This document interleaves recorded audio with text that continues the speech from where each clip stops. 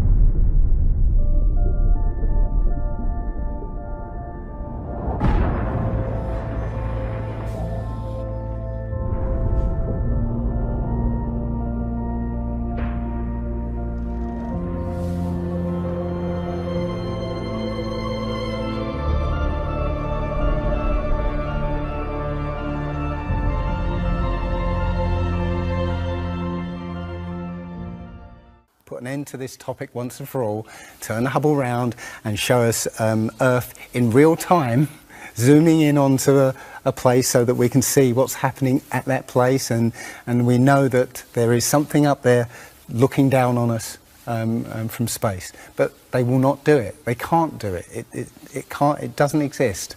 It literally doesn't exist. Pretty much everything NASA puts out is fraudulent. Nobody has actually really gone all the way across Antarctica. Yeah. Now there are millionaires out there who could, you know, assemble the resources to make an expedition and completely, you know, go across and chart Antarctica and make a name for themselves, being the first person to do that. Yeah. But nobody ever does. If a pilot is flying around the curve of the Earth, then he should be dipping the nose down. Every 5 minutes he should be dipping the nose down to stay around the curve. But the thing that really got me interested was, as you say, the gyroscope. In a plane there is an artificial horizon, okay, and it's based on a gyroscope. And if you spin a gyroscope on a surface, it will want to stay upright. You can twist and tilt the surface as much as you like. The gyroscope will stay upright. So if a plane has a gyroscope and it starts following the curve of the Earth, the gyroscope would stay upright, which means the artificial horizon will start to roll backwards. But it doesn't. That's absolute proof that a plane flies over a flat surface rather than a curved one. Because I asked the pilot on my last flight, you know, do you ever notice the artificial horizon rolling backwards? He said, no, but the artificial horizon has complex electronics in it to make sure it knows where it is on the Earth and it compensates. But I went to the manufacturer of the artificial horizon and they confirmed to me that it's completely mechanical, nothing electronic in it whatsoever. So it's literally just a gyroscope that can freely move. So that right there is proof to me that you know, planes fly over a plane. Neil deGrasse Tyson, who's a leading astronomer in America, tells us that the Earth is not a perfect circle. It is actually an oblate spheroid. It's squashed and wider at the equator. Yeah. So znači po stesnet je na polovite, a po širok je na ekvatoru. Exactly. So my question to him would be, why is there land at the equator? Because water will move more readily than rock. So if the Earth is spinning, the water will be collected at the equator. I mean, if you spin a wet tennis ball, the water shoots off at the equator, essentially. So all the water will be gathered around the equator. So why is there land at the equator? Doesn't make any sense. And it seems that nobody's ever on the space shuttle. And the proof of that is the Challenger disaster. In, I believe it's 1986, the Challenger exploded just after takeoff and killed 7 astronauts. But it turns out that 6 of the astronauts are still alive, and most of them are using their original names. And you can find pictures of them. They're using the same names, and they're doing ordinary jobs now. Teachers, lecturers, lawyers, whatever. But they're still alive. And you can see whenever the space shuttle lands, you can hear it. It's a loud jet engine. That's it. It's not a glider. In my video, I show you a glider, how that seems, and then I'll show you the space shuttle. And yeah, it's not a glider. It's an aircraft. And that's what they're fooling us. They're taking billions of dollars in and giving us images and fake planes for that 10 billion, you know, however many billions of dollars it is. It's easy. If everybody's been trained into believing that this is real, right, and there's space, and it's within our interests to explore space and you know, go to the moon, go to Mars, yeah, people will pay for it, and they're making billions. Mm-hmm. And yeah, there's more to it, because I believe there's a big deception coming, and it's to do with aliens, because people believe there are aliens out there. So they've prepared us for an alien invasion or an alien saviour. And I think the flat Earth came along at the right moment to educate people, to make people believe or understand that we've been lied to. And if you know, as I know in my heart now, that that is real and this isn't, I will not be fooled by aliens coming, because there are no aliens. There's no space. Yeah, it's all fantasy by Disney and NASA. Well, the Bible has a very, very clear view of what this place is, and it matches that place more than it matches this.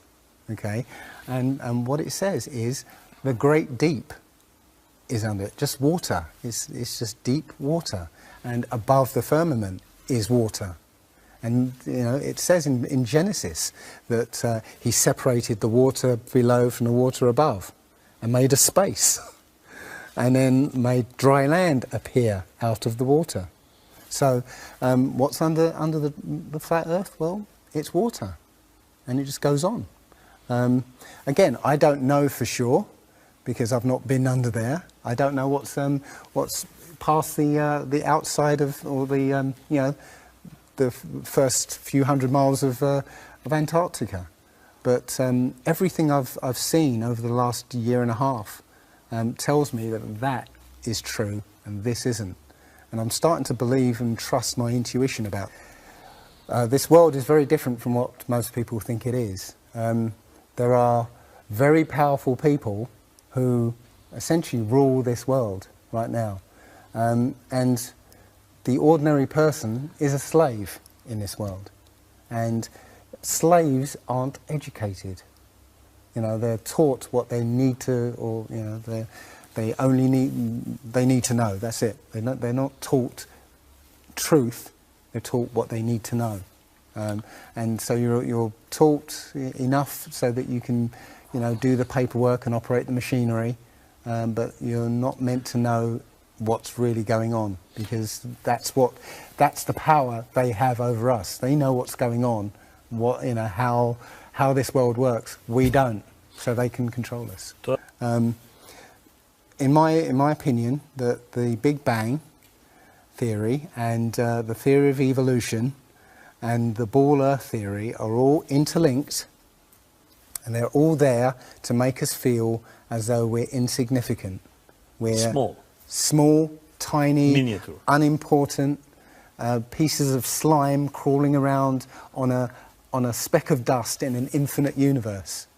If that's true, and there's no purpose, there's no meaning to anything, then our owners can do whatever they want with us. Then, this is all accidental, so food can be genetically modified because it's imperfect. We can be modified because we're imperfect.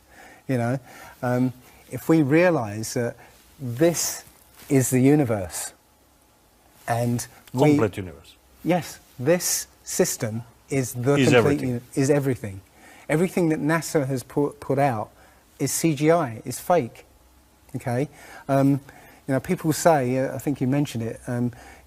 If you look out into the universe, you see that the moon is round, spherical, and the planets are spherical, and so why are we flat? This is special. So why? It's like saying a basketball is round, so why isn't the court round? It's a fallacy. So this idea of a ball Earth, theory of evolution, the Big Bang, is all about making us feel nothing, so that we can be used.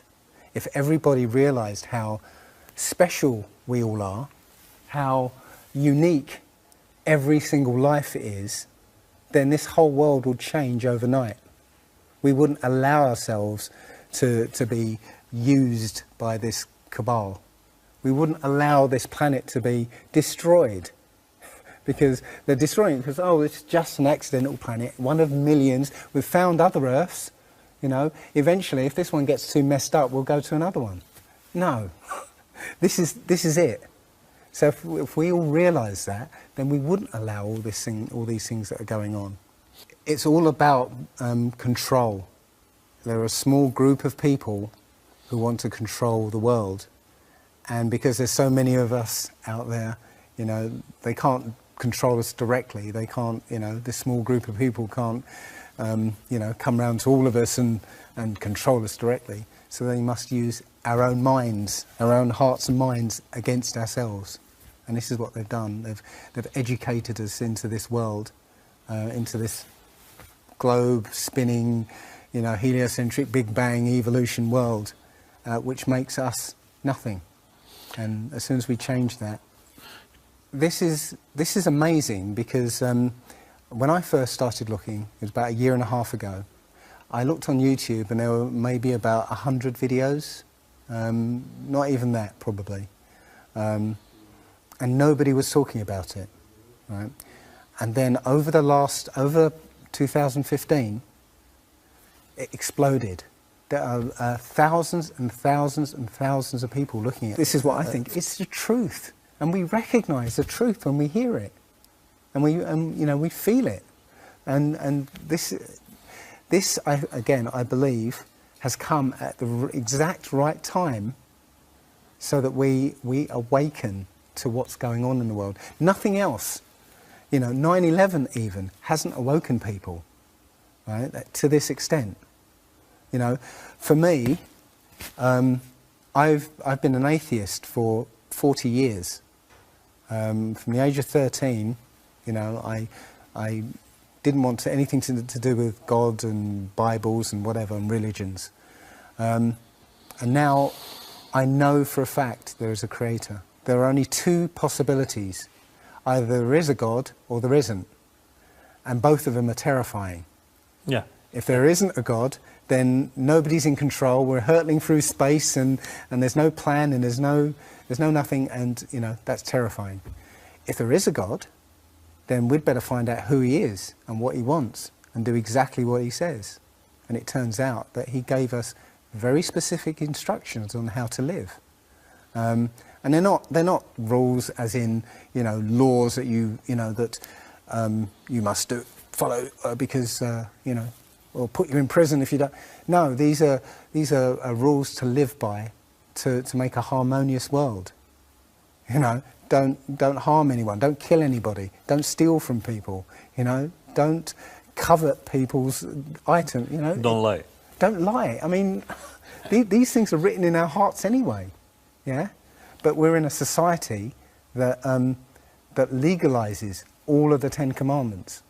The policemen and soldiers can kill. They're allowed to kill. Yeah, you know, Politicians can lie. they can lie. They're lying all the time. They're actually. lying all the time. Police have been told that they are allowed to lie to try and get to catch somebody. Yeah, they're allowed to lie. Everything in the Ten Commandments is legalized in this society. That tells you who runs this society.